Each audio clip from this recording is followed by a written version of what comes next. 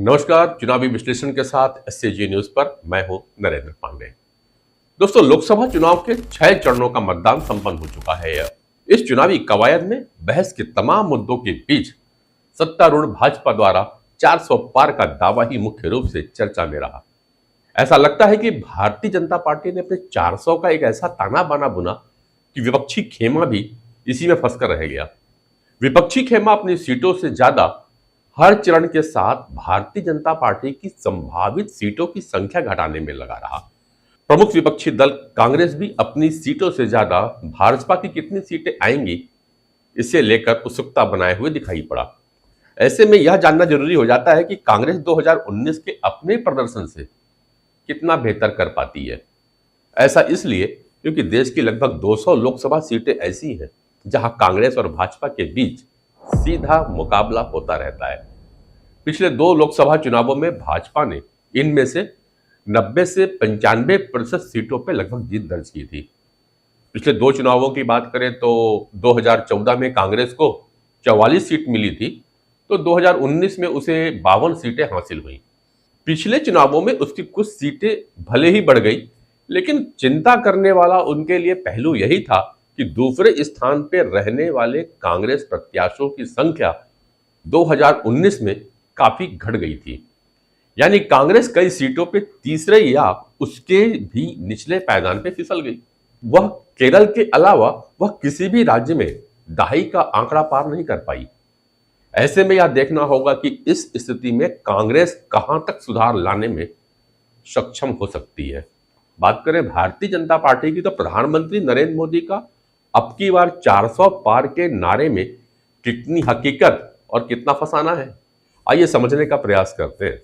इस नारे को नरेंद्र मोदी के चुनावी रणनीति की तरह समझा जा सकता है। गौर करने वाली बात यह है कि 1992 से 2019 तक के देश में महज एक बार 1984 में ही किसी पार्टी ने 400 का आंकड़ा पार किया था और वो पार्टी थी कांग्रेस।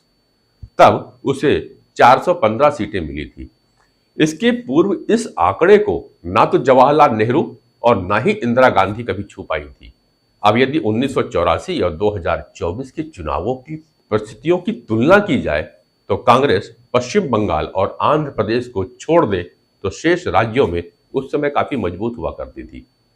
उसे बंगाल में 16 सीटें मिली थी और आंध्र प्रदेश में तेलुगु देशम को विजयश्री हासिल हुई थी।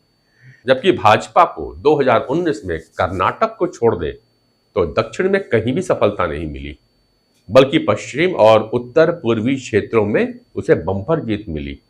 कर्नाटक में उसे 28 में से 25 सांसद जीते थे, तो पश्चिम बंगाल में 41 में 18 सीटें प्राप्त हुई थी। 1984 में कांग्रेस को केरल और तमिलनाडु में भी सफलता मिली थी, जबकि भाजपा का यहां खाता भी नहीं खुल पाया। 84 में कांग्रेस को जो 415 सीटें मिली थी उसे राजीव गांधी को उनकी मां तत्कालिक प्रधानमंत्री इंदिरा गांधी की मौत की सहानुभूति का परिणाम माना जाता रहा है। 2024 की बात करें तो भारतीय जनता पार्टी नरेंद्र मोदी के नेतृत्व में पिछले 10 वर्षों से सत्ता पर काबिज है, जिससे एंटी इनकम्बेंसी का उपजना स्वाभाविक है। ऐसे में 400 पार का नारा देकर भारतीय जनता पार्टी एक नैरेटिव तय करने की कोशिश कर रही है, जिससे जनता को विश्वास दिलाया जा सके कि भाजपा का कार्यकाल 2014 के मुकाबले 2019 का कहीं बेहतर रहा है और मोदी पहले से भी अधिक मजबूत हो गए हैं।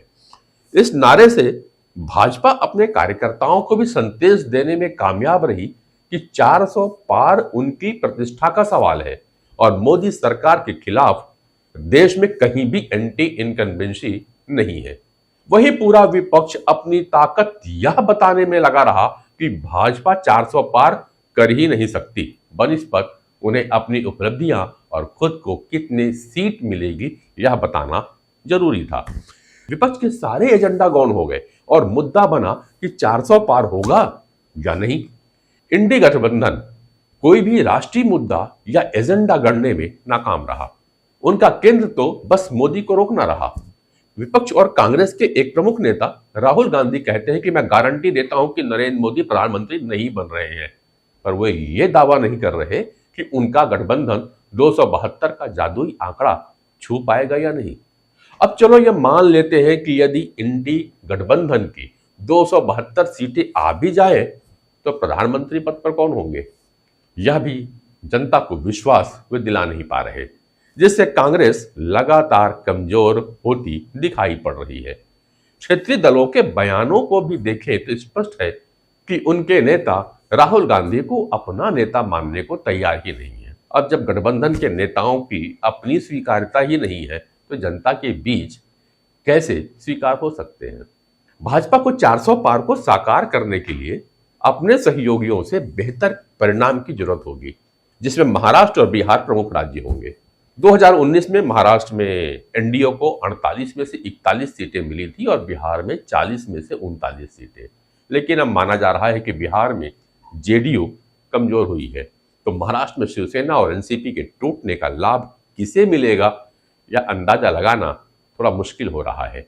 लेकिन शरद पवार का ताजा बयान कि 4 जून के बाद क्षेत्रीय दलों को कांग्रेस में मर्ज होने के लिए विचार करना होगा संकेत दे रहा है कि भविष्य में क्षेत्रीय दलों के भविष्य का कोई औचित्य नहीं रह जाएगा। यह बयान सोचने को मजबूर करता है कि महाराष्ट्र में क्या महाअघाड़ी पिछड़ रहा है। जिस तरह से 3-4 महीनों में चर्चा 370 और 400 पार की होती रही है, इसे बीजेपी की रणनीति माने या विपक्ष की कमजोरी, लेकिन बीजेपी ने अपना लक्ष्य पूरी तरह से 272 से 370 पे शिफ्ट कर दिया। इससे बीजेपी को ही फायदा हुआ है, क्योंकि अब कोई यह नहीं कह रहा कि मोदी हारेंगे, बल्कि सब कह रहे हैं कि भाजपा को 370 सीट मिलेगी या नहीं। 1984 में भी लगभग यही माहौल था। यह तय था कि कौन जीतेगा, सवाल तो था कि कितनी सीटें आएंगी। अब भी वही अंदाजा लगाया जा रहा है कि 2024 में भी एक साइलेंट वेव चल रही है।